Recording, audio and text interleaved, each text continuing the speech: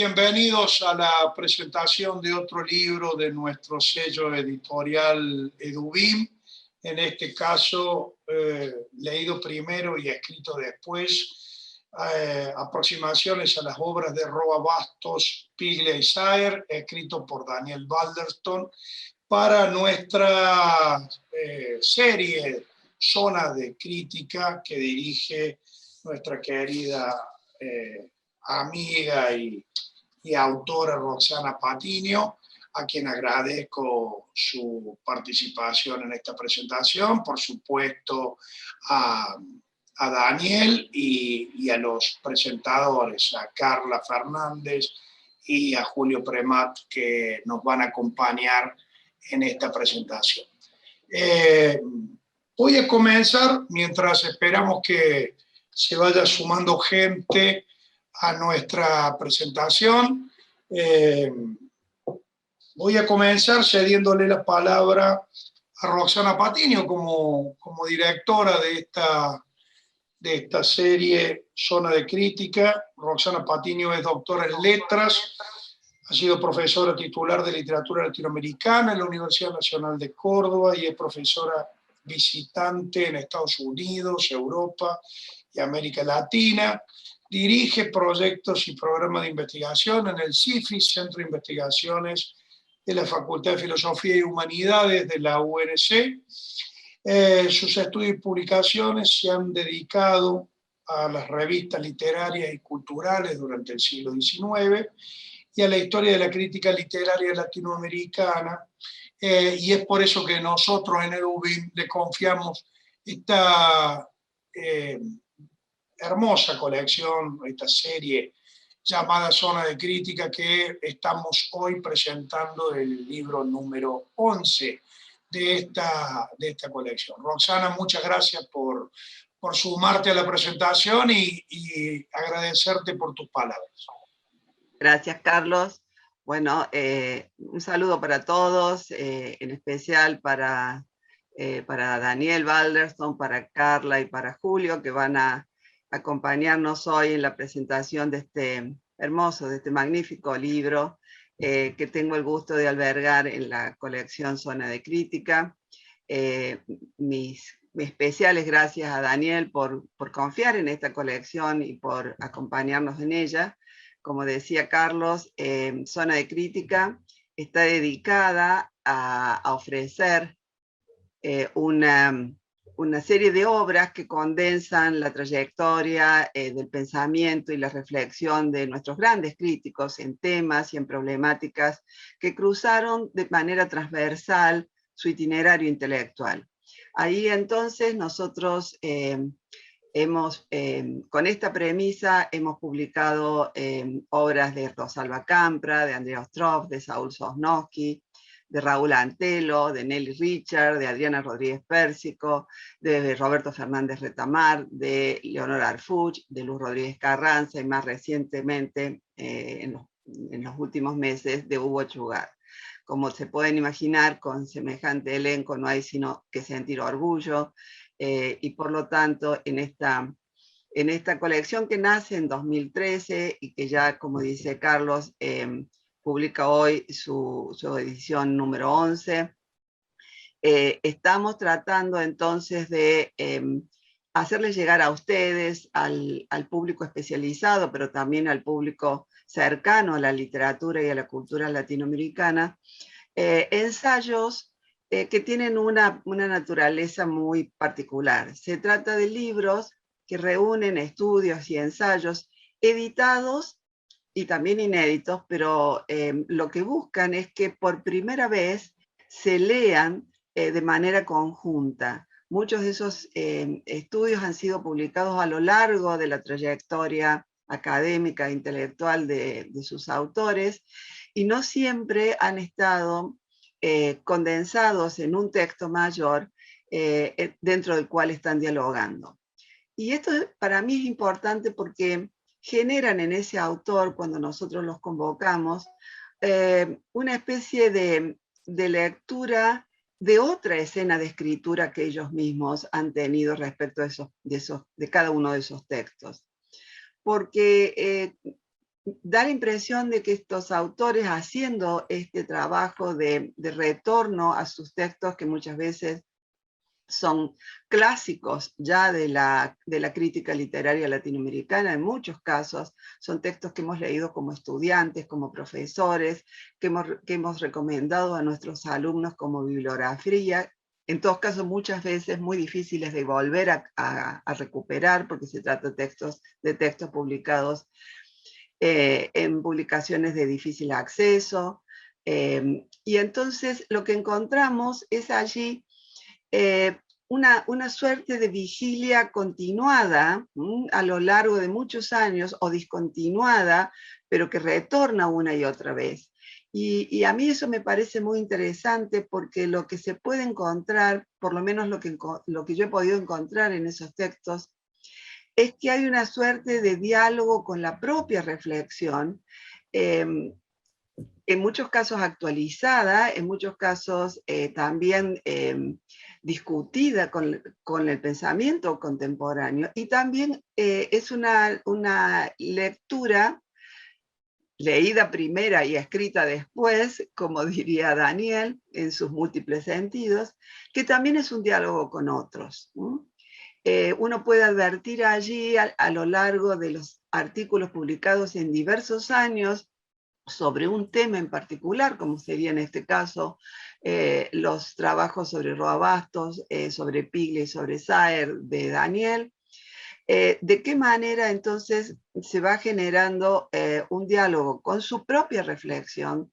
pero también con la reflexión colocada dentro de una época, ¿no? En ese concepto de época, digamos, de lo que en una época es, o de un tiempo es, culturalmente decible o pensable. Entonces, a mí me gustaría invitarlo a Daniela a que compartiera con nosotros cómo fue ese proceso.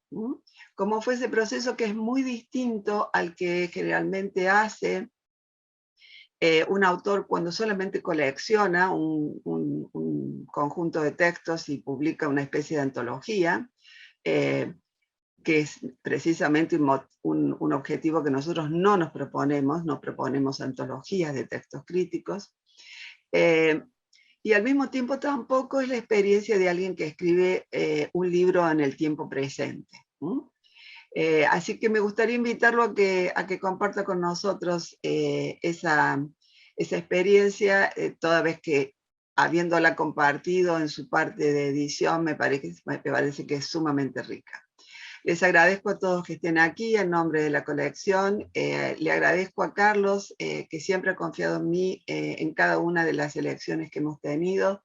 No es la primera tarea que compartimos a lo largo de nuestras trayectorias de vida y de trayectorias intelectuales, y siempre hemos sido buenos compañeros de aventuras. Así que muchísimas gracias a todos. Bienvenido, Daniel, a esta colección. Bueno, agradezco muchísimo a Carlos y a Roxana la invitación de comenzar a juntar textos para un libro, para esta serie. Se fue conversando hace ya, no sé, 2 años. 2 años. Bueno, Carlos primero quería reeditar el libro que fue mi tesis doctoral, El precursor velado, que se había publicado en la Sudamericana en el 85, y hace 2 años Carlos sacó una segunda edición de ese libro.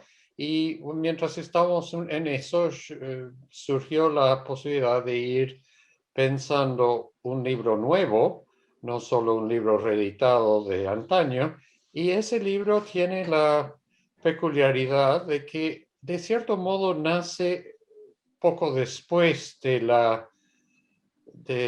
cuando estaba preparando el precursor velado primera edición. Yo estaba muy interesado en la relación ficción-historia. Había organizado un evento en Tulane University en Orleans, donde yo trabajaba en ese entonces. Saúl Sosnowski publicó las actas de ese simposio sobre la novela histórica, y a partir de ahí y cito en la introducción de este libro, cito un pedazo de la introducción de aquel libro del 85, creo, la idea de que, de cierto modo, Yo el Supremo de Roa Bastos y Respiración Artificial de Piglia tenían una afinidad entre sí y además se diferenciaban de muchas llamadas novelas históricas de aquella época.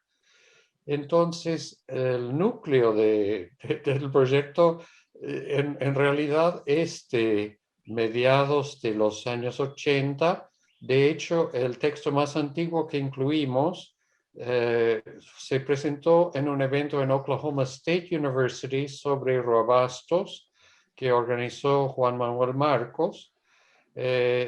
Y ese texto se publicó en el 86. Decidí excluir mi primer texto sobre Piglia y Guzmán, que está en el libro Ficción y Política. Eso es de fácil acceso. A mí me parece un ensayo muy anclado en ese momento de transición a la democracia. Y me parece que los otros ensayos que fui recuperando y revisando y juntando formaban otro tipo de trayectoria.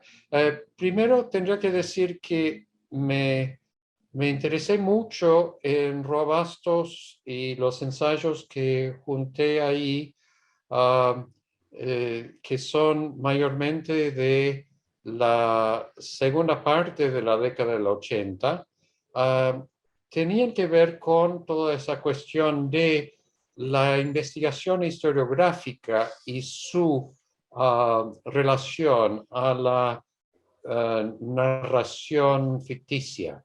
Es decir, que el asunto que yo fui averiguando en esos ensayos tenía mucho que ver con la cuestión de las fuentes de Roa Bastos. Creo que de eso va a hablar Carla en un segundo. Pero después he seguido leyendo y escribiendo sobre Roa Bastos, a la vez que también entraron un poco en mi elenco ahora tristemente de muertos, Piglia y Saer. Entonces, cuando fuimos juntando textos, resultaron que había ciertos contactos, pero también faltaba una especie de cierre. Entonces, en los últimos 2 años me he dedicado a hacer un par de ensayos finales, uno sobre Roa y Piglia, sobre la importancia de esa relación para Piglia, y el otro sobre Roa y Saer. Entonces, el libro se cierra con ensayos comparativos, digamos, que exploran las afinidades y también las maneras en que el diálogo entre esos autores ha sido rico a lo largo de los años. Quería decir, Daniel, que recuerdo que en el 2019, a principios del 2019, almorzamos en Córdoba en una visita que nos hiciste con Roxana y allí empezamos a pensar en tu libro. En realidad te invitamos ahí, Roxana lo hizo, invitarte a publicar un libro en la serie y bueno, y ahí también en ese almuerzo surgió la reedición de el Precursor Velado, que era un libro que yo recordaba haber leído como estudiante y haberme abierto los ojos a muchas relaciones de la literatura borgiana, ¿no? Y en este sentido, me acuerdo que la evolución del libro desde aquel almuerzo a este título de hoy es realmente muy interesante porque permite, como conté recién, hacer toda una arqueología de tu trabajo en torno a estos autores. Así que nada, digo, hablando de la presencialidad, de cómo construimos este libro, a esta presentación en la virtualidad, que vos desde Pittsburgh, Roxana y yo desde Córdoba, y ahora Carla desde Bordeaux, en Francia, que nos acompaña en esta presentación. La voy a presentar a Carla para que cederle la palabra. Bueno, Carla Fernández es catedrática en la Universidad de Bordeaux-Montaigne, coeditora de la revista Carabel, fundada en 1963, y dirige una colección en la editorial de la Universidad de Bordeaux, la colección MPI. Es autora de muchísimos artículos sobre cultura y literatura latinoamericana, que incluyen a Asturias, a Esquivel, a Laura Esquivel, Carlos Fuente, Jorge Luis Borges, Alan Pauls, entre otros, y también autor de varios ensayos y libros que tienen el eje puesto en la literatura paraguaya. La obra de Augusto Robasto, de Susi Delgado, de Lourdes Espínola, René Ferrer, entre otros, ¿no? Y ha publicado una serie de libros que están en francés y que yo voy a traducir salvajemente porque mi francés no da para hacer papelones, pero Augusto Robasto, Escritura y Oralidad, de 2001, Frontera de la literatura paraguaya, la obra de René Ferrer, Escritura del mal, y la boîte de Pandora, que no sé cómo se traduce boîte, acá es el boliche, la fiesta, digamos. No, caja. La caja. Está bien. También ha publicado un libro sobre el hacedor de Jorge Luis Borges, también en la prensa universitaria o en la editorial universitaria de Bordeaux, y ha organizado, ¿no es cierto?, un siglo de Augusto Robasto en formato de ebook en la Universidad de Alcalá de Henares, y Historia de la literatura y fragmentos de la literatura, mundos americanos en interacción. Bueno, en Orbis Tertius, enorme producción bibliográfica, y un honor tener una experta en esta presentación de Leído primero y escrito después, de Daniel Balderston. Te agradecemos, Carla, tu participación en este evento. Buenas tardes, muchas gracias a Carlos, a Daniel, Roxana, gracias a todos. Siempre es un placer estar en presentaciones, en la nueva vida de un libro, y siempre es un placer leer a Daniel, ¿no? Y leer al especialista de Borges escribiendo sobre Roa Bastos, ¿no? A mí me interesa realmente mucho. Conocí personalmente a Daniel en un simposio que organizamos en Lyon, me parece en el 2005, 2004, 2005, por ahí. Daniel vino y nos ofreció una presentación muy interesante, una lectura muy interesante de Yo el Supremo, que efectivamente parece ser el libro o uno de los libros centrales en este ensayo nuevo que Edubin publica. Lo que me parece primero, lo que quería recalcar primero es que este título es un título roabastiano, es un título muy interesante, muy lindo, leído primero y escrito después. Es una frase muy conocida que está en la nota final del compilador de Yo el Supremo, que es realmente un resumen, yo diría, de toda la poética de este escritor paraguayo. El interés del libro, la especificidad, lo nuevo para los lectores de Edubin es que radica en la selección de 3 autores que junta Daniel, que ya citaron, Pigria, Saer y Roa Bastos. El primer capítulo está dedicado a Roa Bastos. Hay como un eje, un hilo conductor en todas todos estos estudios, que es efectivamente esta relación tan compleja entre historia y literatura, relación que determina las opciones y las técnicas narrativas, muy peculiares e innovadoras, por ejemplo en el caso de Yo el Supremo, que van trabajando, que van elaborando e eligiendo los tres novelistas, y yo me centraré más particularmente, por supuesto, en Roa Bastos.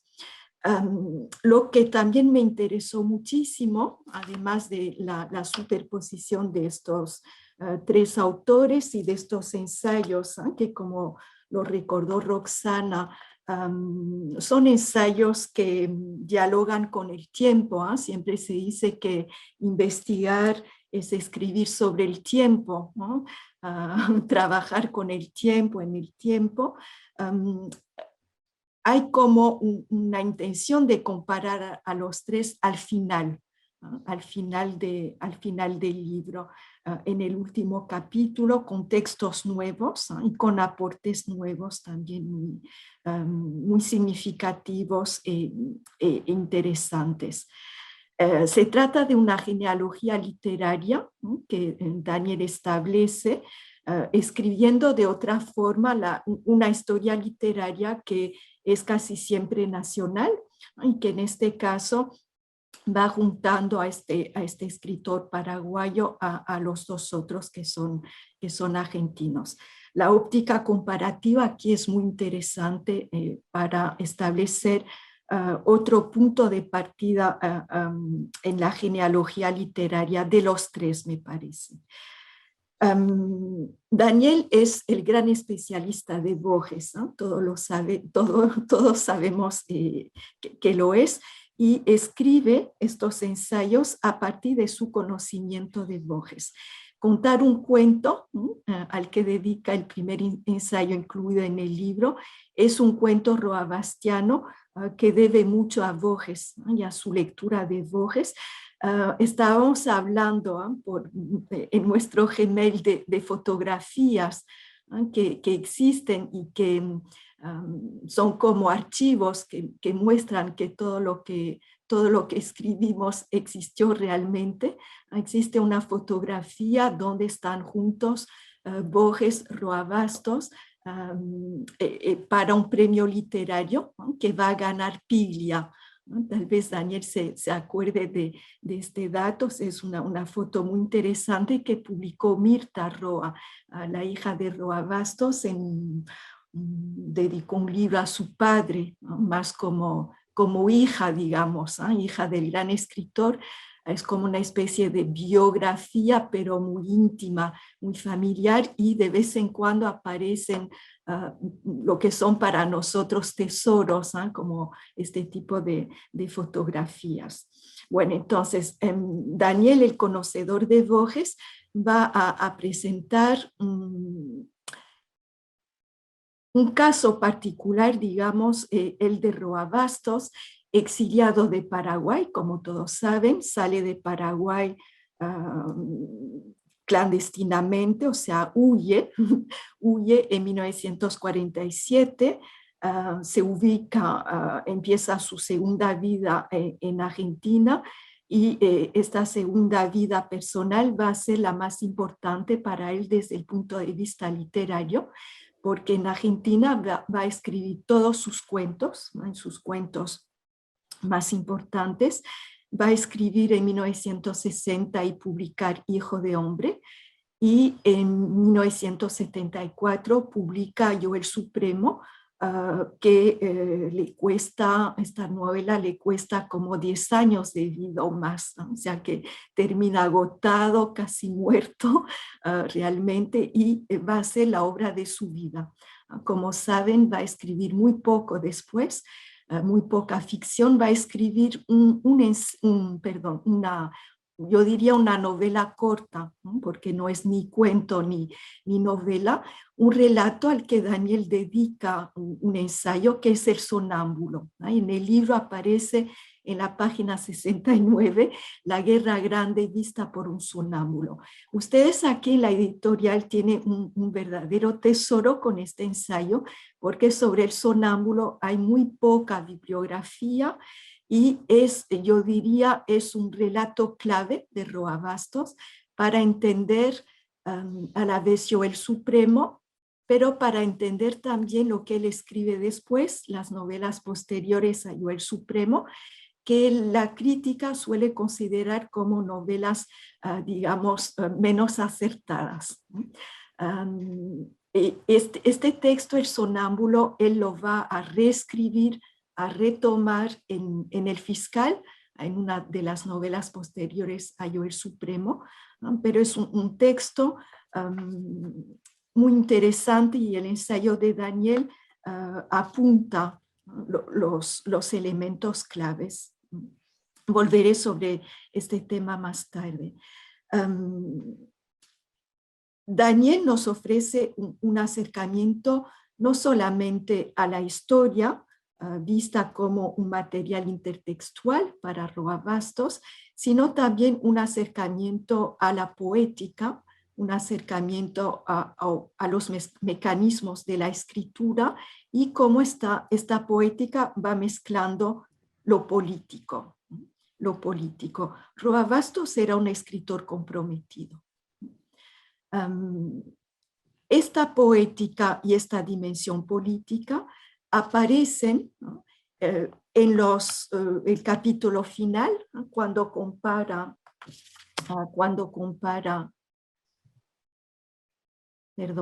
compara Piglia, Saer y Roa Bastos, aparece dentro del campo literario argentino. Y esto es muy interesante, esta dimensión, porque de Roa lo que conocemos, lo que tenemos en la bibliografía es, por supuesto, la parte del Roa escritor exiliado en Francia. Se produjo mucho, hay muchos ensayos valiosos, él mismo escribió, publicó varias cosas importantísimas y muy actuales sobre él y su obra en el contexto del exilio, que era un exilio francés. Cuando llegó a Toulouse, Roa hablaba de Argentina, pero de una forma muy, digamos, como muy distanciada. Sabemos que dejó un montón de manuscritos ahí, dejó parte de su vida, y sabemos en qué circunstancias llegó a Francia después de haber publicado Joel Supremo. Entonces, el interés de este libro es que me parece que es el primero que muestra esta fase de la producción de Roa en Argentina, con este aporte que es la dimensión de Roa, figura en cierta medida central en lo que escribe Daniel, figura central para muchos, o algunos por lo menos, escritores argentinos, que representaba él en ese momento. Me pareció muy interesante la idea de que Saer sigue a Roa en esto de que Roa escribe desde la periferia, que es Paraguay, o sobre la periferia, que es Paraguay, y Saer va a escribir sobre esta especie de periferia que es Santa Fe, y no Buenos Aires, este punto común que desarrolla Daniel. Roa figura tutelar. El libro aporta entonces esta nueva perspectiva a los estudios roabastianos, centrados esencialmente o en la fase francesa, como decía, que muestran a Roa exiliado en Francia, o en su fase paraguaya. Fase inicial con el Roa periodista en el periódico El País en los años 40, el Roa poeta también, y la fase final, que también es paraguaya, porque regresa a Paraguay en 1996. Daniel analiza cuentos, ¿no?, como decía, analiza cuentos, analiza Joel Supremo y analiza también el sonámbulo.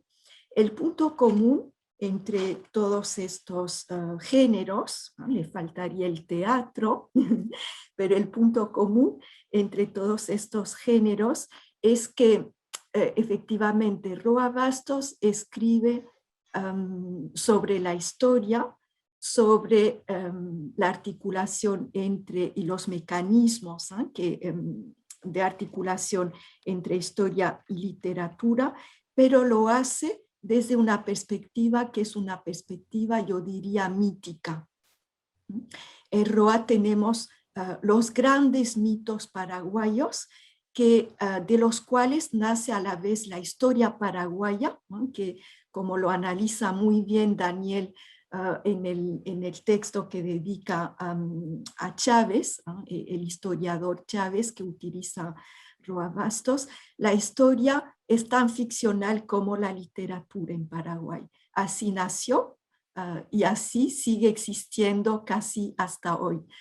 O sea que Roa, para Roa esto es un núcleo y el núcleo es mítico. Y en ese núcleo mítico él va a presentar, ¿no? Como Daniel tiene su genealogía de escritores, Roa tiene su genealogía de dictadores, empezando por el Supremo.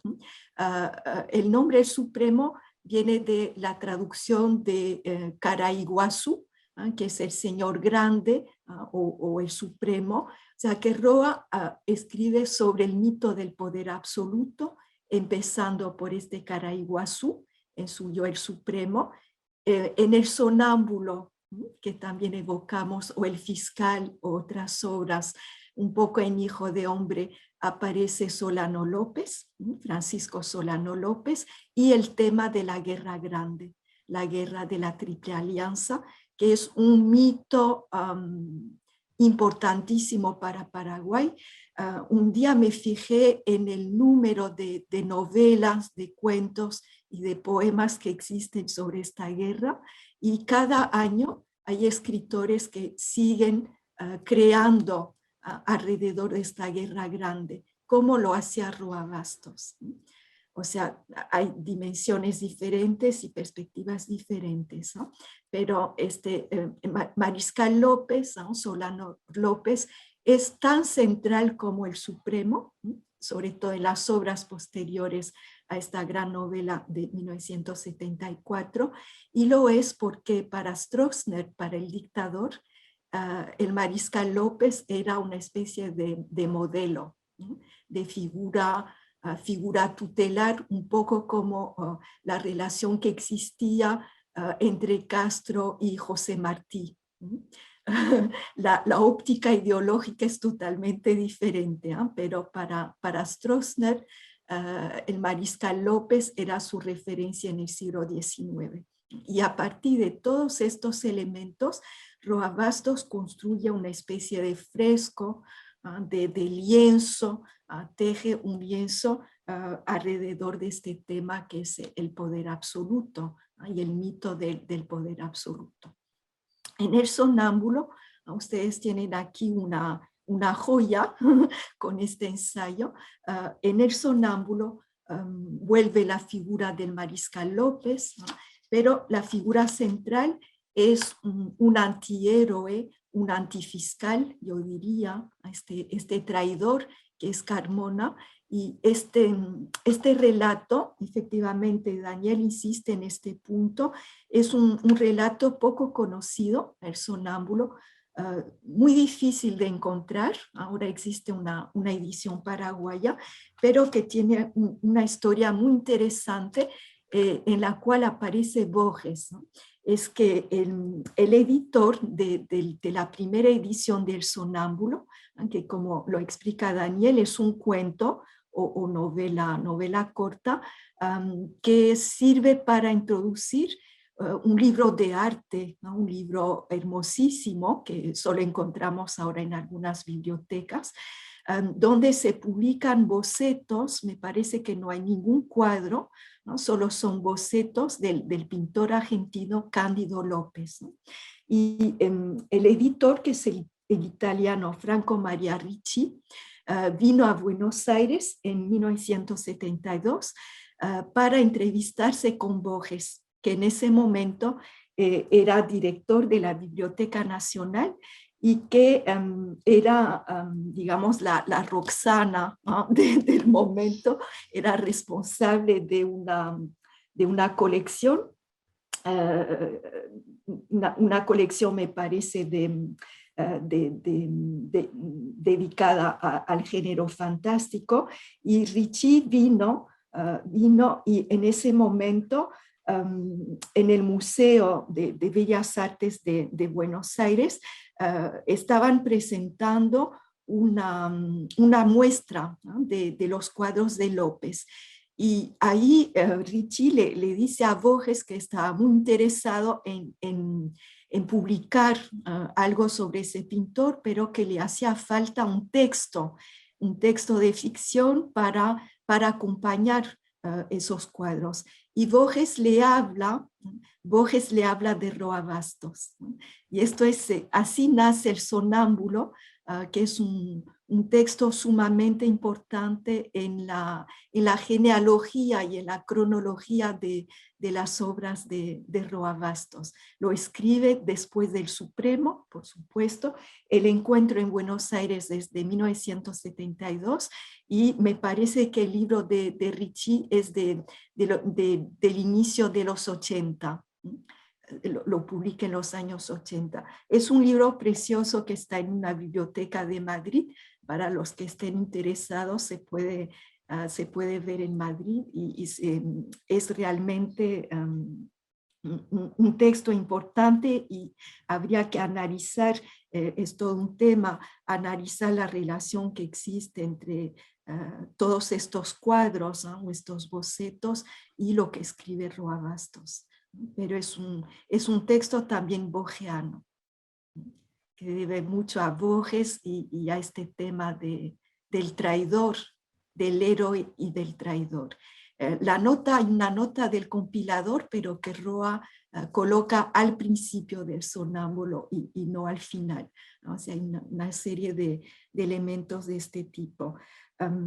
Me gustaría terminar, por supuesto, felicitando a Daniel por este libro tan interesante, y a la editorial por editarlo y ofrecer esta nueva perspectiva. Y también me gustaría tal vez pedir a Daniel que desarrolle esta relación que él ve entre Piglia y Roa y Saer, sobre todo, porque Roa y Saer en Francia estuvieron juntos en varios acontecimientos, en Toulouse sobre todo, y Daniel siempre evoca esta grabación que se puede ver, donde ambos, Saer, que era muy inteligente, un hombre muy culto, Saer y Roa hablan de cine, ¿no? Que es un diálogo maravilloso. Bueno, muchísimas gracias, Carla. Y estoy muy agradecido con Carla por dos eventos importantes sobre el Paraguay y sobre Roa. Uno, como ya dijo Carla, en Lyon, y otro más reciente en Burdeos. Y en ambos hemos compartido proyectos en curso y hemos hablado de proyectos posibles, futuros. A mí me parece muy importante que Carla, tarde o temprano, reúna los ensayos de Roa Bastos, porque ese es un territorio muy disperso, de acceso muy difícil. Y creo que sería una contribución muy importante al conocimiento de ese lado de Roa pensador. Como me pidió al final que hablara un poco más de las relaciones literarias y personales, queda muy claro que Roa Bastos es una figura tutelar para varios escritores, no solo para Piglia y Saer, también para Di Benedetto, también para Moyano, que se mencionan de paso en este libro, pero bueno, yo por cuestiones de preferencia, pues he canalizado algunos esfuerzos hacia la relación entre Piglia y Saer Piglia y Roa y Saer y Roa. En esos dos casos es notable, Claudio Guillén tiene un ensayo famoso sobre literatura comparada donde dice que realmente cuando hablamos de relaciones intertextuales entre autores, tendríamos que hablar más precisamente de relaciones entre textos. Y en este caso, en el caso Piglia Roa, hay un diálogo implícito importantísimo entre Yo el Supremo del 74 y Respiración Artificial del 80, pero los dos son proyectos de largo alcance y lo que demuestran indicios como el diario de Piglia, que está en Princeton y que se ha publicado en parte en 3 volúmenes, es que las conversaciones con Piglia, de Piglia con Roa, fueron muy importantes para los dos.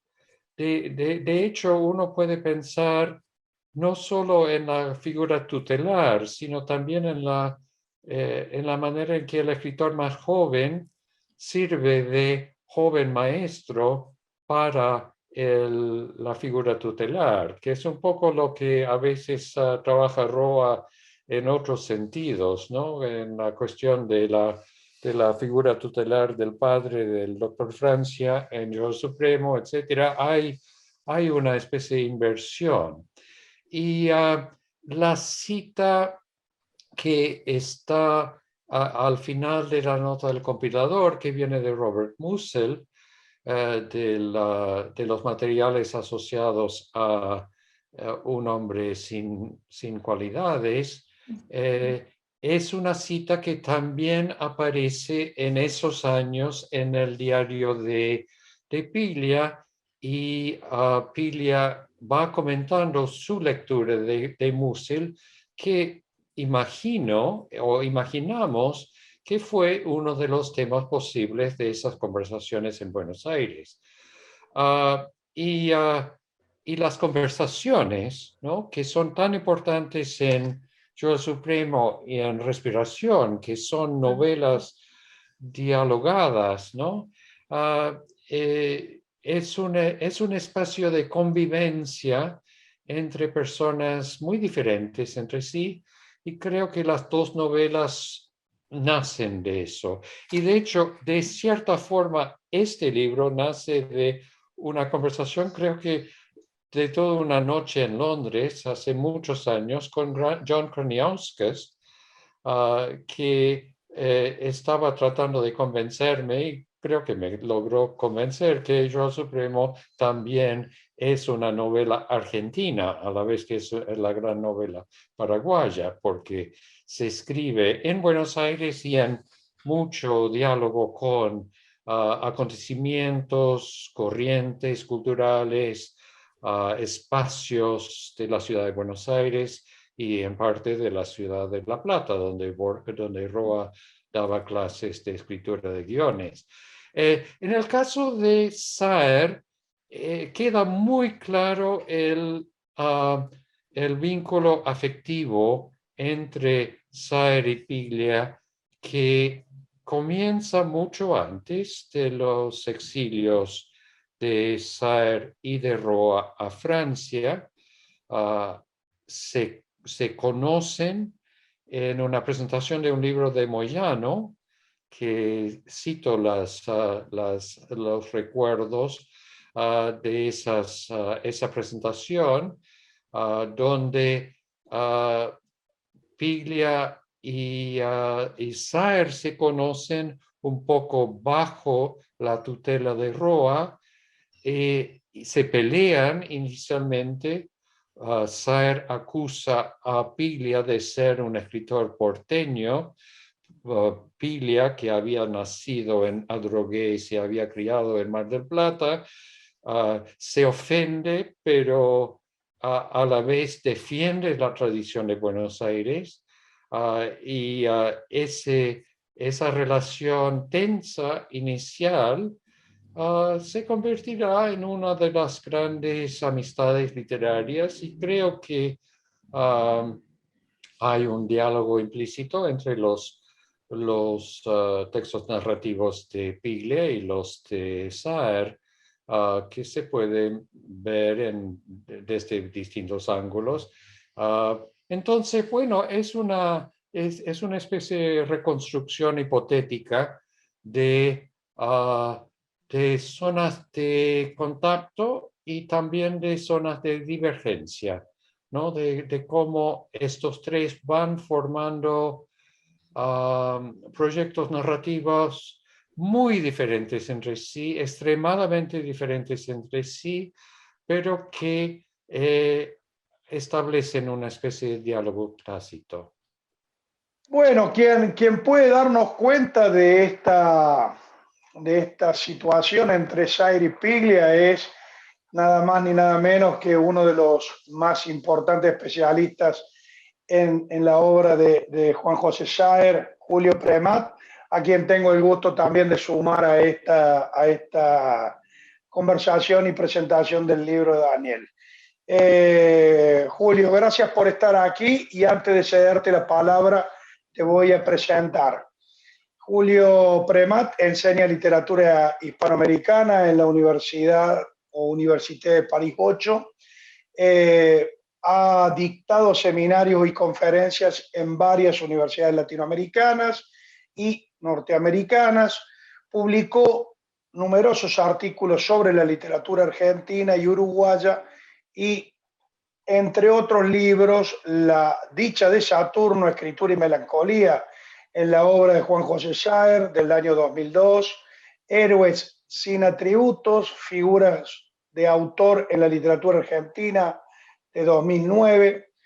Érase esta vez, relatos de comienzo de 2017, Borges en el 2018, ¿Qué será la vanguardia? Utopías, nostalgias en la literatura contemporánea, del 2021, es decir, recientemente publicado.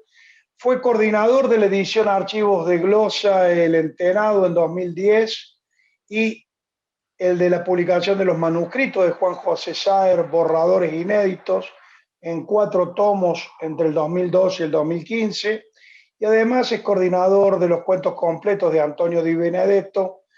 Dirige la red interuniversitaria Lírico y la revista en línea Cuadernos Líricos. Es miembro del Institut Universitaire de France. Un gusto, Julio, y bueno, te cedo para que te metas en esta presentación con lo que acaba de decir Daniel o otros temas que te parezcan pertinentes. Muchas gracias, Carlos. Buenas tardes a todos, en particular a Daniel. Sí, hay algo más que de conflicto, de amistad, ¿no? Bueno, no hay amistad sin conflicto en las obras de Saer. Es una literatura sobre la amistad y muchos conflictos están incluidos en esa amistad. Y yo justamente pensaba hablar de amistad un poco en esto, ¿no? Pero empezando por decir que es un placer para mí hablar de un libro de Daniel, que es un amigo de 30 años, que he leído desde hace 30 años, ¿no? Con una amistad que es intelectual y personal al mismo tiempo. Y debo decir, ya que estoy, que es un gusto intervenir en una presentación de un libro de Dubim, ¿no?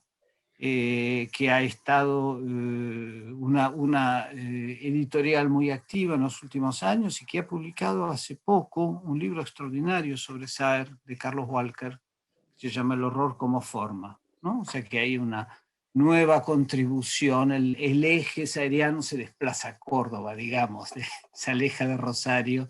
En todo caso, son 2 títulos importantes para la obra de Saer, ¿no? Pero entonces el punto de partida para mí sería ver en este libro la agrupación de una serie de textos conocidos, de textos que hemos leído, como dijo Roxana en la presentación, ¿no? Pero que también llevan una especie de balance de la trayectoria crítica, sino del propio Balderston, que el eliminar, en los agradecimientos liminares y en la introducción, y lo hizo también en su presentación oral hace un momento, habló sobre un seminario sobre literatura e historia que dictó varias veces entre el 91 y el 93, y un coloquio muy importante sobre novela histórica que tuvo lugar en la Universidad de Tulane en el 85. Es decir, que de alguna medida este libro tiene una dimensión de recuento, no sin nostalgia, de un recorrido intelectual, ¿no? Para Daniel Balderston. Es a partir de allí que voy a empezar, ¿no? El libro implica un retorno sobre autores amados, que en algún caso, bien lo dijo Daniel, amigos, en el caso de Pilia y de Saer, leídos a lo largo de toda una extensa carrera.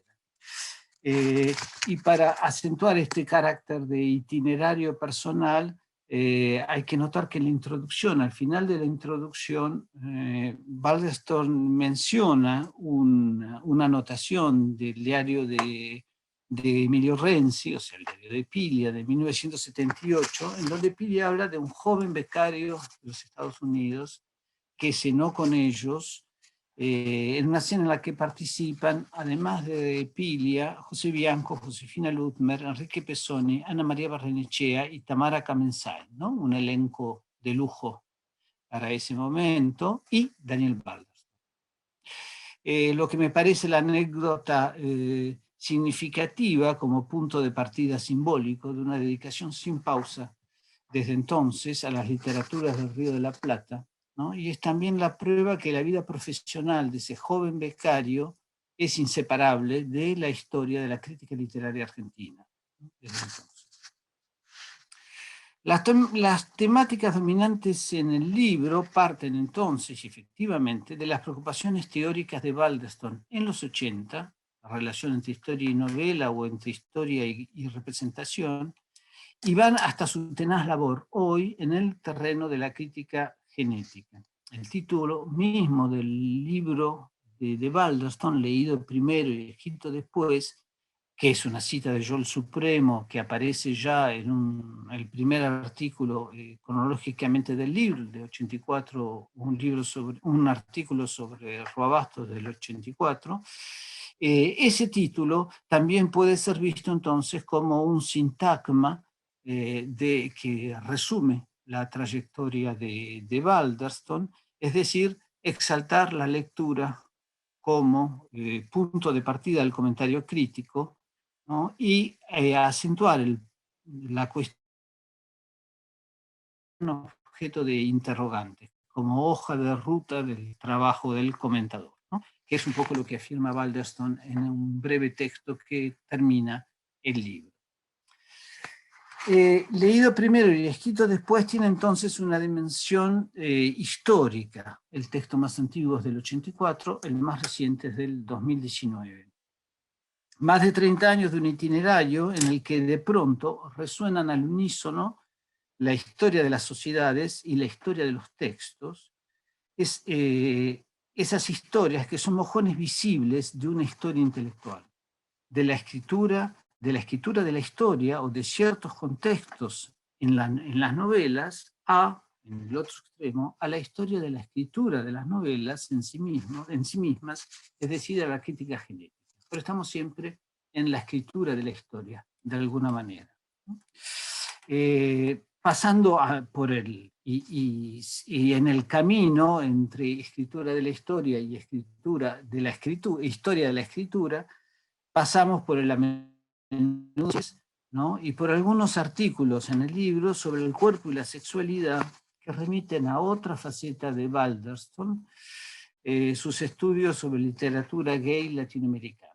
Y para ser exhaustivos o para terminar el retrato o el recuento de intereses, también habría que mencionar el aspecto polémico, provocador de algunos momentos de la carrera de Balderston, que aparece en uno de los artículos sobre Piglia, un artículo leído en un coloquio en Cuba, ¿no? Un artículo sobre Piglia, artículo que pasa en revista formas y deformaciones en la recepción de Piglia, ¿no? O sea, que discute frontalmente modos de leer a Piglia. O sea, ese sería el retrato que leo en este libro del recorrido de Balderston.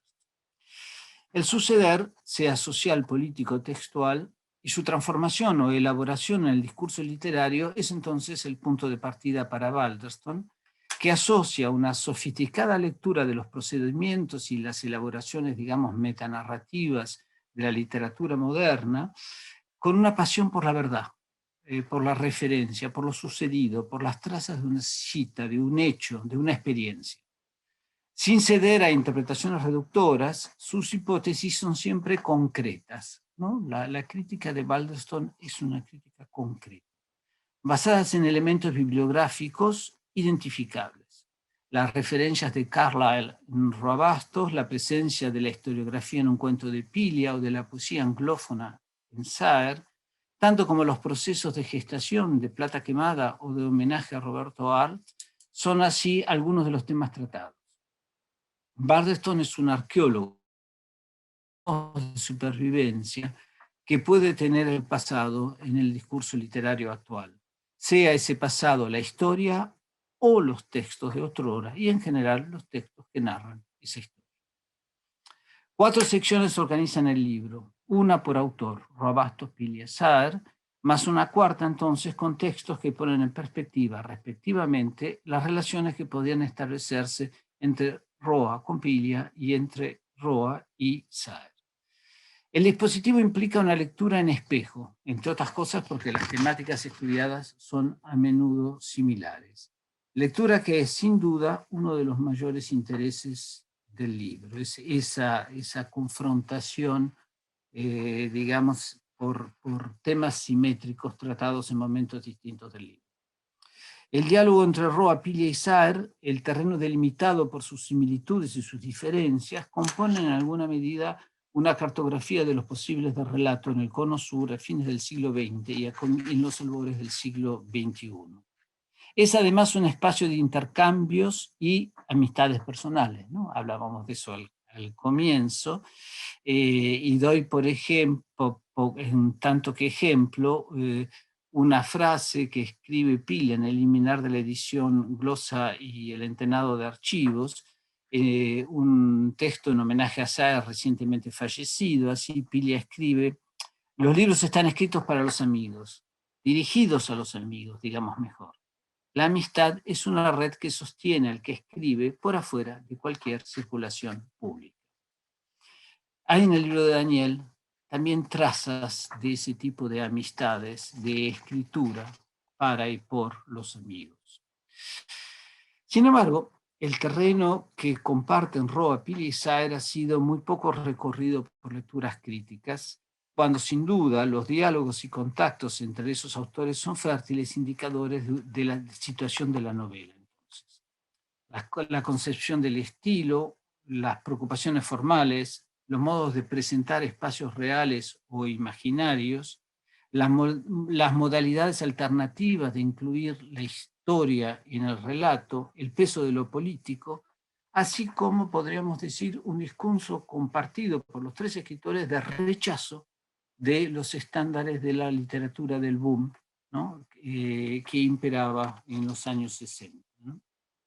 Yo veo en eso algunos de los indicadores de los puntos en común entre 3 escritores muy diferentes en realidad. En todo caso, en un artículo sobre el Entenado de Saer, Balderston afirma esta relación en términos esta vez laudatorios o canónicos, diciendo que el Entenado y Yo el Supremo serían las 2 mejores novelas históricas latinoamericanas, lo que no es poco en un periodo que vio como años profusión extraordinaria de novelas históricas en los años 80 y 90.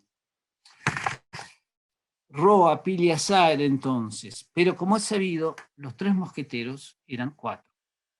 En todo el libro, pero también alrededor de la escritura de estos tres grandes novelistas, circula la figura o la sombra de Borges, que funciona como indicador de vínculos entre los tres, o como otro indicador de vínculos entre los tres. Los modos de situarse frente a Borges definen maneras de concebir la escritura, y por otro lado, un artículo, por lo menos, el Borges de Pili es el título, trata directamente del tema. En todo caso, y además de las frecuentes citas a Borges que aparecen en los artículos, leemos gestos analíticos que actualizan la impronta, también en Balderston, de ese autor. Por ejemplo, en algunos artículos que están organizados a través del recorrido de un tema o el recorrido de una metáfora a lo largo de varios autores o a lo largo de un texto relativamente extenso, lo que es un procedimiento típicamente borgiano, en particular en los ensayos, ¿no? Lo mismo puede decirse en el rastreo de las numerosas relaciones intertextuales abiertos por los relatos, ¿no? Los sistemas de citas identificables en ellos. Y en general el uso inteligente de una abrumadora erudición que Balderston comparte con Borges.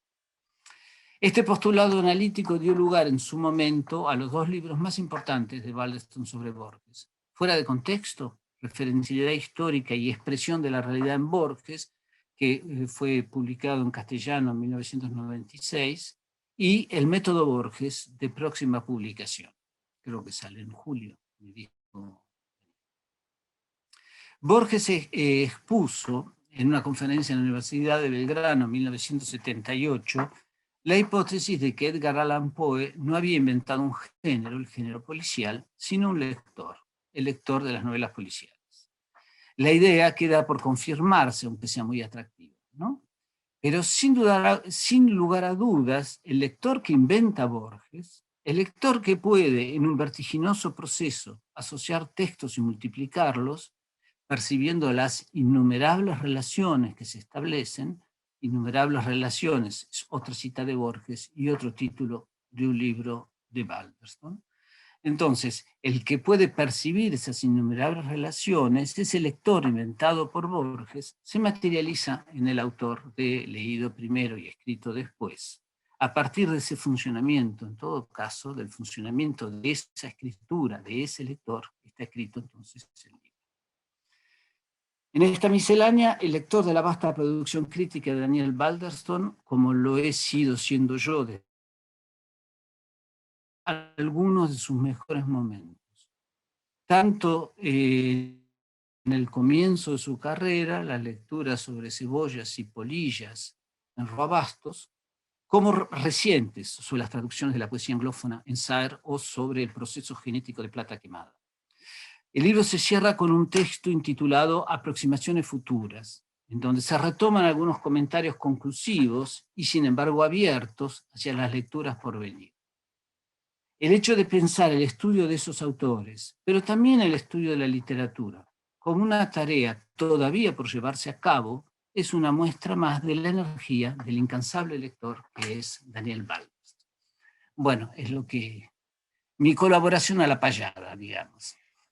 Muchas gracias, tu lectura, y además la devolviste con creces, ya que pusiste también allí en escena ese escritor velado, que es ya no Stevenson en la obra de Borges, sino Borges en la obra de Daniel Balderston.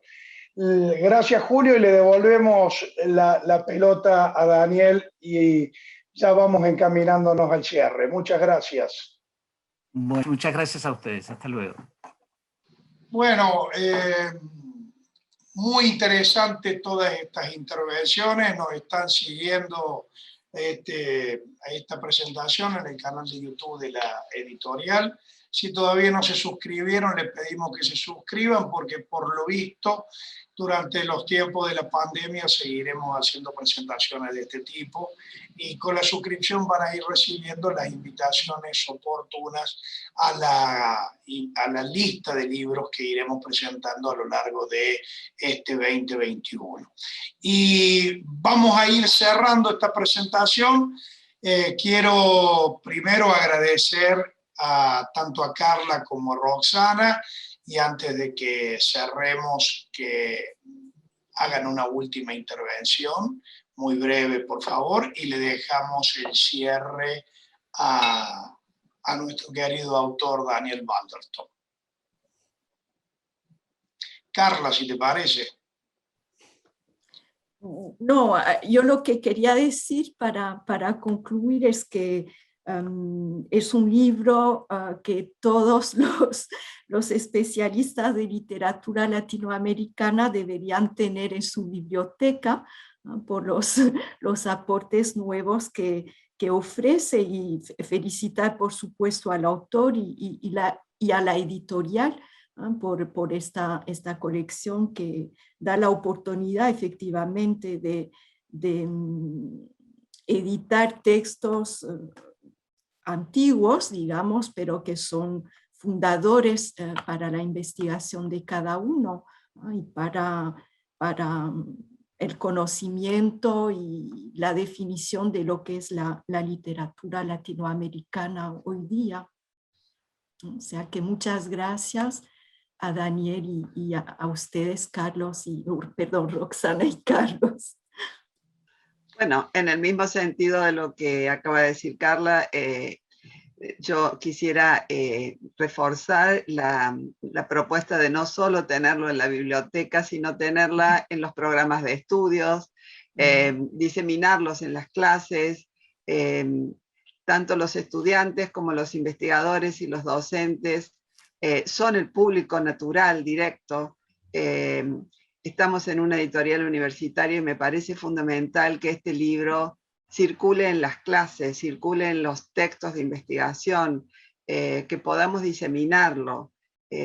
Estamos hablando de autores mayores de nuestra literatura, pensados y puestos en relación con uno de nuestros mayores críticos, así que creo en el enorme valor de este trabajo, que debería estar entonces en las bibliotecas y en las clases. Muchas gracias a todos. Antes de cederle la palabra para que cierre Daniel, quiero decir que la valía de esta colección y de esta zona de crítica, que ya tiene 2 títulos traducidos a otras lenguas.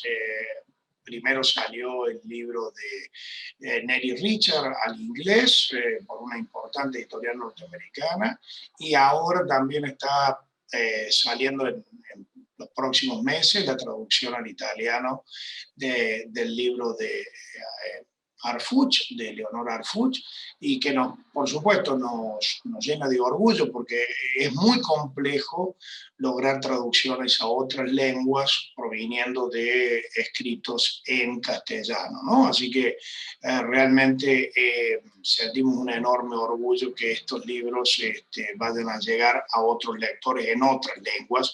Comparto esto para que ingresen a las clases y a la biblioteca. Bueno, Daniel, te dejo el cierre.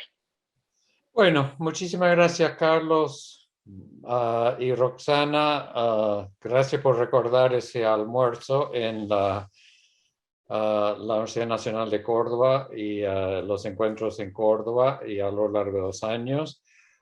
También quisiera agradecer a Carla por el diálogo ya de bastantes años sobre Roa y sobre la literatura y la cultura paraguayas, y la amistad y la complicidad de muchos años con Julio Premat, con quien he compartido escenarios sobre Piglia y sobre Saer y sobre Borges en México, en Francia, en Estados Unidos, en Argentina, y que digamos, una característica de este libro para mí es que es un fruto de conversaciones. Y también es un homenaje a conversaciones que son irrecuperables, no se grabaron, salvo la conversación que recordó Carla de Roa, Saer, Cortázar y otra persona más sobre cine, pero sospechamos a lo largo del diario de Piglia y en las obras literarias de Roa, Piglia y Saer, la importancia que tiene la conversación como espacio para compartir ideas, para vislumbrar proyectos. Se ve que la conversación es la conversación Francia, Patiño en Yo Supremo o Renzi, Tardevsky, etcétera, en respiración artificial. Son conversaciones a futuro, ¿no? Son conversaciones como se usó en un famoso texto sobre Saer, que están haciendo posible una literatura por venir. Entonces, muy agradecido a todos. Bueno, muchísimas gracias Daniel, Roxana, Julio y también Carla por esta presentación. Para la editorial es un gusto y por supuesto seguimos en las redes sociales y debatiendo y impulsando la lectura de estos buenos libros que también ahora, después de la conversación de los escritores, la crítica también tiene la necesidad de conversar. Y pensaba que esta colección, en todos los títulos que ha publicado con este número 11, agrega una voz más a la conversación de todos los autores que Roxana nombró al comienzo. Muchas gracias y seguimos en contacto.